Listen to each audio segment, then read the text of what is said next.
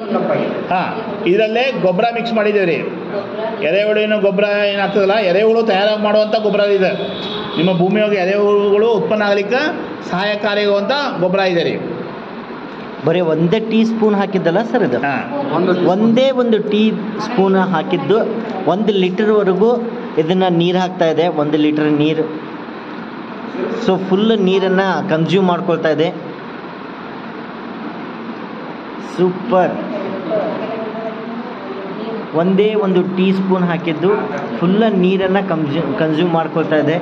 Observe ನೋಡಿ ಯಾವ ರೀತಿ ಅಬ್ಸರ್ವ್ ಮಾಡ್ಕೊಳ್ತಾ ಇದೆ. ಸೊ 1 ಲೀಟರ್ ನೀರಲ್ಲಿ ಸ್ವಲ್ಪ ಉಳಿದಿರೋದು ಅದನ್ನು ಕೂಡ ಇವಾಗ ಹಾಕತ್ತೆ.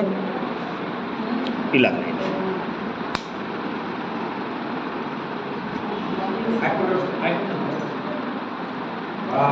ಸೂಪರ್. 1 ಲೀಟರ್ ನೀರನ್ನು 1